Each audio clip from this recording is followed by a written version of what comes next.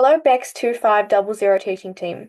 My name is Selma, and today I am joined by my teammates Penny, Stella, Emily, Isabella, and Chloe, and we'll be showcasing an optimal solution to the complex and ongoing issue of gender inequality within private sector businesses across Australia. Despite increasing awareness and concern being brought up about the issue of gender inequality in recent years, women in Australia still earn less than men, are given fewer leadership opportunities in contrast to men, and are still treated as less than across many different industries. To tackle this problem, we used Reel and Martin's problem-solving framework called the integrative thinking process, which helped us navigate this challenge by exploring opposing models and developing innovative blended solution. To do this, we first analysed two very different approaches to this issue.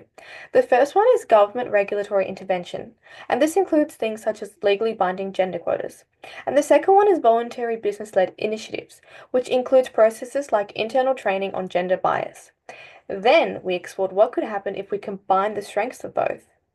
This ultimately led us to combine both models to create an integrated solution, which we call the collaborative compliance and culture, or Triple C, as it brings our two varying models together to make real long-term change. In stage one of the integrative thinking process, instructions on how to articulate opposing models are as follows. We must define the problem, identify two opposing answers to said problem, sketch each opposing idea, and lay out how each model works in that order. Gender inequality, specifically between men and women within private sector businesses in Australia, remains a critical issue, as men earn 18% more than women across the entire Australian economy. Two opposing models have been formulated to potentially address this subject. The first model is a top-down approach centered around government regulatory intervention. Key players in this model include Parliament, private businesses, employees, and managers. This approach sees mandatory additions to annual reports reporting pay transparency. Quotas, such as required female representation in managerial positions, helps provide a measurable aspect of achieving gender equality goals. Similarly, sanctions and incentives work conversely to punish or reward businesses based on level of compliance, respectively. The second model opposes the above as it is a bottom-up approach, whereby individual businesses voluntarily create their own programs to broach the issue. Key players include the same as the other model, but also a flow-on into customers as business-led change often is done to bring in more customers or better employees. Similarly, there is less of a key player in Parliament. Proactive businesses will develop internal policies, training, and mentoring to create competitive advantages to draw in key players such as customers, investors, and high-quality employees. Additionally, industry-led education and awareness campaigns help subconsciously ingrain gender inequality into corporate culture within private businesses. Now that we've outlined the two opposing models, we need to delve deeper and truly examine these models and how they are used in practice and consider their strengths and limitations. Model 1. This model refers to the implementation of legal policies such as pay transparency obligations and quotas. The most well-known is the Australian Workplace Gender Equality Act 2012, which requires companies to report gender pay gaps, workforce composition, and related policies. An advantage of government regulation is that it can be legally enforced, allowing it to impact a large number of companies and drive significant changes across industries. Additionally, it creates public accountability as firms must meet certain goals and report progress. However, there are limitations. Firstly, there comes the risk of tick-the-box compliance, as organizations achieve what is legally necessary with minimal actual transformation in their company culture. Terezin et al. Research states that while quotas may increase the number of women in senior positions, tokenism is still an issue, with the executive teams to essentially meet the quota and not because of their talent or work. Ofsal also explores this, arguing that while quotas may improve the number of women represented, it can also result in women being put in roles for conformity, which decreases their success as well as perception of worth within the company. Now let's go through Model 2. This model involves companies making internal changes to promote gender equality, such as creating mentorship programs, offering flexible work arrangements, and offering unconscious bias training. A positive effect of this model is that it can facilitate a cultural shift within the company. When these efforts are linked to the core values of the company, they tend to foster more employee engagement and long-term change. A study conducted by Kalev, Kelly, and Dobbin shows how voluntary programs like mentoring and specific training can reinforce women's joining and staying at organizations. However, the voluntary approach doesn't always guarantee consistent results. Some firms could implement well-intentioned policies that fail to affect long-lasting change if poorly put together, underfunded, or deprioritized over time. Berg argue that diversity management programs are only successful when they are genuinely integrated into the culture of the organization. Some individuals may perceive these programs as a cover for companies to show their diversity that doesn't lead to real lasting change.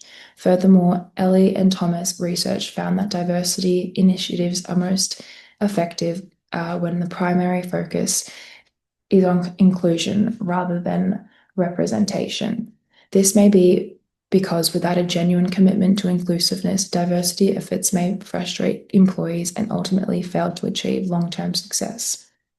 Overall, both models each possess unique strengths and limitations.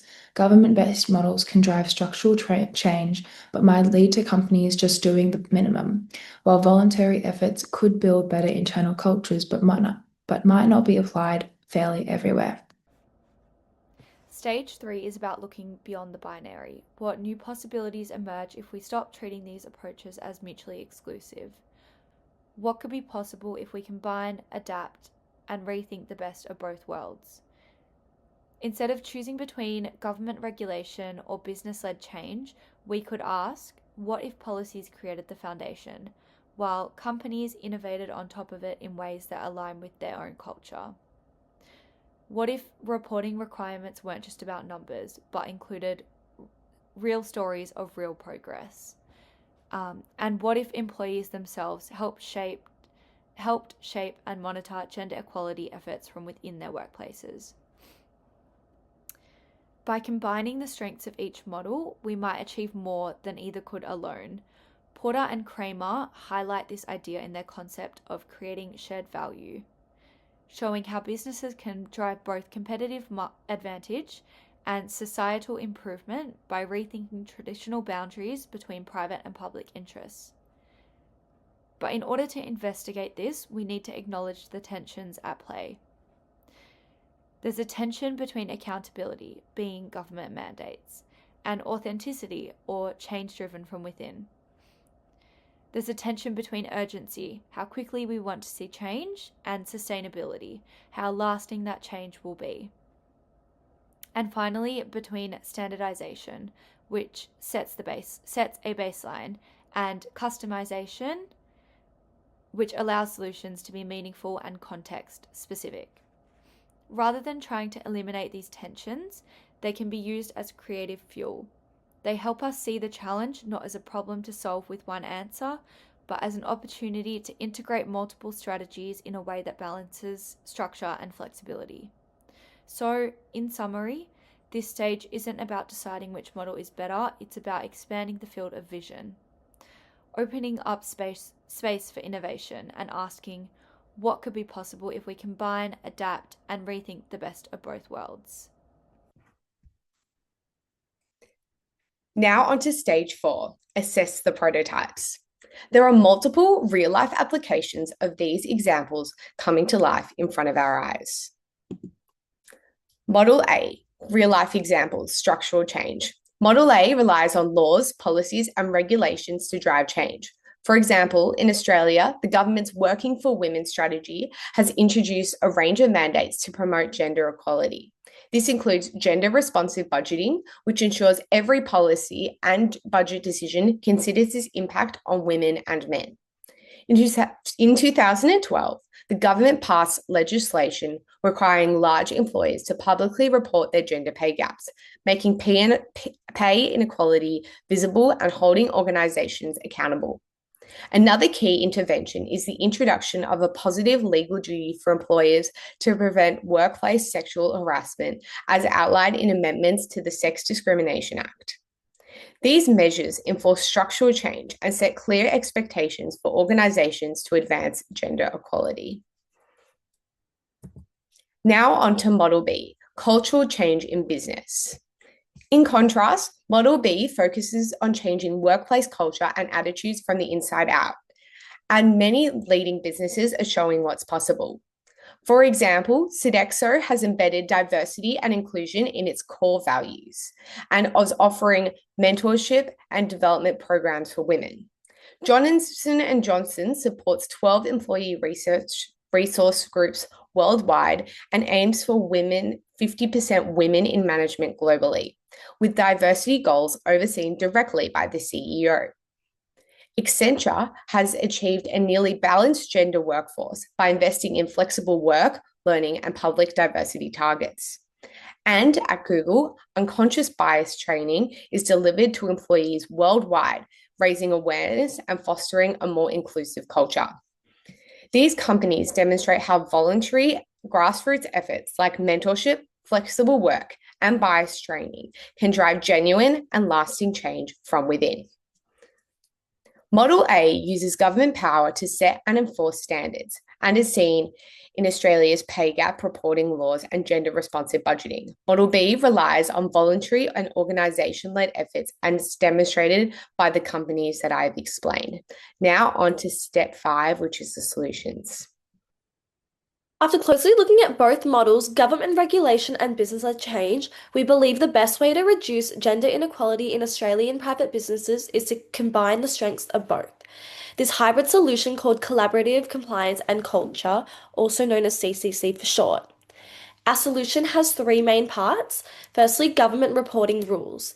We believe the government should make it mandatory and more transparent for businesses to publicly report on their gender pay gaps and leadership statistics. While this is already required under the Workplace Gender Equality Act 2012, it can be improved. Reports should be easier to access, industry benchmarked, and shared more publicly so that employees, investors, and customers can clearly see which companies are making progress and which ones aren't. Secondly, business inclusion programs with certification. Secondly, we recommend that companies continue to run inclusion programs like bias training, mentorship, flexible working, and leadership development for women. But instead of doing this without oversight, we propose a national certification system. This would recognize businesses to meet higher gender equity standards, helping people identify inclusive employers and encouraging businesses to take these programs seriously. Companies like Johnson & Johnson show that real change happens when inclusion is tied to the company values. And thirdly, innovation fund to support new ideas. We suggest that government-backed innovation fund to support businesses trialing new and creative strategies such as equal paid parental leave, job sharing, and senior levels, or AI-powered recruitment audits. Businesses that receive this funding should be encouraged to share their outcomes, helping other companies learn what works and creating a growing library of best practices. Why this solution might work, you may ask. Collaborative compliance and culture is effective because it combines structure and culture, 2 things that are often separate but more powerful together. Government rules provide clear standards, transparency, and accountability. When reporting is made public, companies are likely to take on more action to improve. Business programs like mentorship, flexible learning, and training create general cultural shift. Together, these approaches reinforce each other. Regulation ensures fairness, while companies lead to long-term change that fits organizational values. And CCC also promotes innovation, giving businesses the freedom to explore solutions that work for them while still meeting national goals.